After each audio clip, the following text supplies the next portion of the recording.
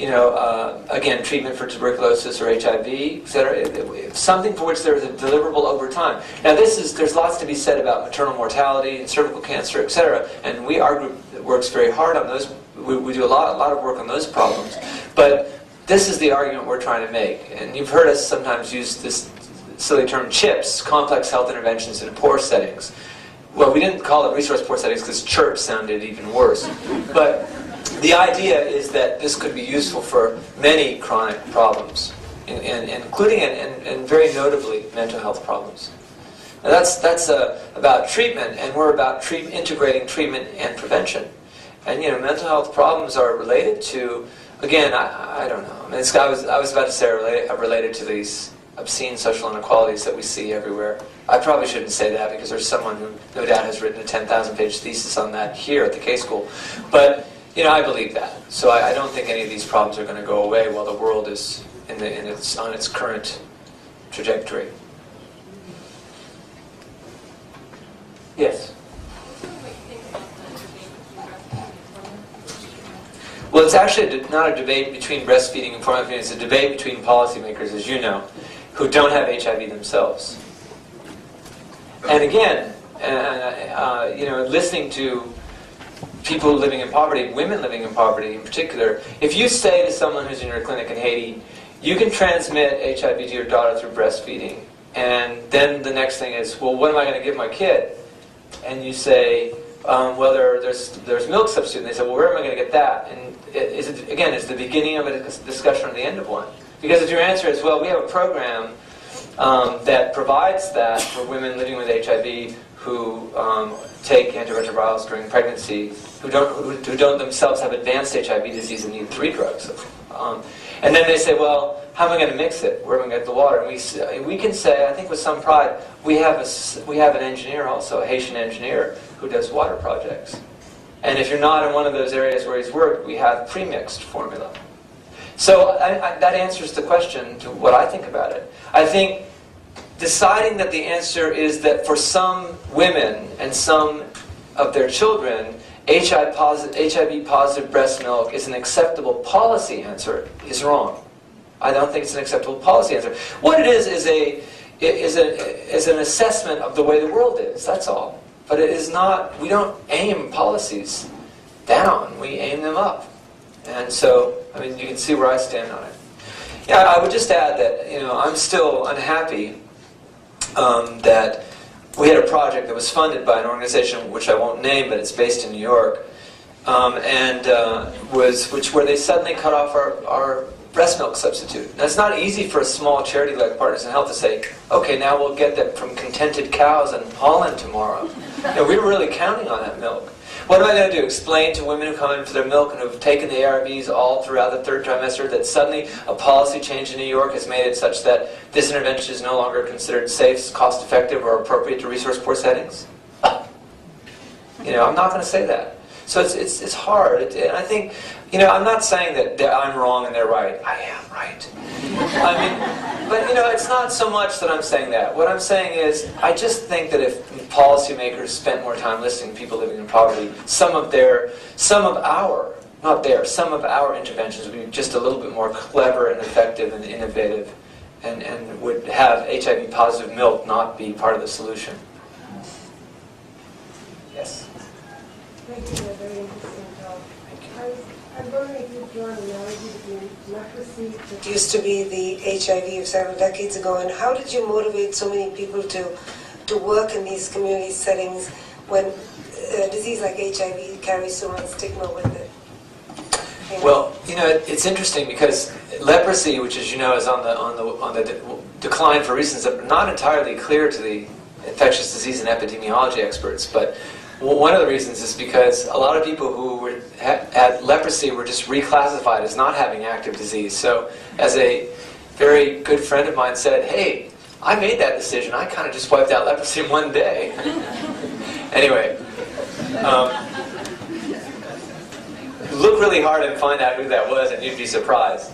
Anyway, he or she is now in a very influential position in the World Health Organization. That wasn't Jim. But in any case, you know, stigma, it's really interesting to me. A stigma in Haiti was very tightly tied to the fact that it was a death sentence. And so when people came back, you know, we started calling it the Lazarus effect, in part because one of the patients kept on saying, oh, I'm a Lazarus, I'm a second Lazarus, I'm a second. And he just started doing public speaking about his experience on ARVs. And he, actually, a guy from National Public Radio, who I was not here, but he lives in Boston, Richard Knox, some of you have heard of him, he's a science reporter, he used to write for the Globe. He came to the Brigham where I was and said, oh, I could tell it's his job to be a skeptic, same as the New York Times person. It's not who came down to Haiti. They're just skeptical that peasants, I'm not saying that peasants could run something like this, but that it could work in rural Haiti. And he said, I'd like to come down, this was before UNGAS. So when was UNGAS? It was like 4 years ago. It was the United Nations General Assembly, special session on AIDS. And he wanted to come down beforehand, and he met this patient, and he didn't want me to translate. They had to have a different translator. Couldn't have the doctor be the translator. So I was listening to these stories instead of telling them, instead of translating. And I get kind of worked up emotionally when I hear the patients talking. And this was happening to me every time. You know, I'd hear them tell the story, and I'd start, you know, having to stare at the ground or draw circles in the dirt or something. And this guy was saying, well, you know, I was coming back, and we're in front of his house, dirt floor, and there's a woman with the mic. See, because if it's NPR, they have to have a sound person. I said, can't you just come by yourself? It's a clinic. And he said, it's radio, National Public Radio. And then I thought, right. And then he wanted to bring a producer too. And I said, no, come on, 3 people in a clinic? And so he said, okay, the producer will be a sound person. She was great. But anytime it would start raining, she'd go, oh, ambient rain noise. And then she'd run out and get you know, and I hate chickens. You know, I hate chickens. Not because I'm afraid of them, but because they make so much noise. And she would just love the noises that the chickens were making. As punishment for that, I will keep this anecdote up for 1 more hour. And but anyway, so they were interviewing him, and I was sitting a far away, and there was a fantastic translator who was doing the translating, and it was beautiful. And he said, I'm a second Lazarus. I came home, I was dying, and I bought my coffin. And Richard Knox, God bless him, said, can I see your coffin? And I almost choked. And I thought, I would never in a million years say that. And you know what the patient said? Sure, I'd love to show you my coffin. And so up they go.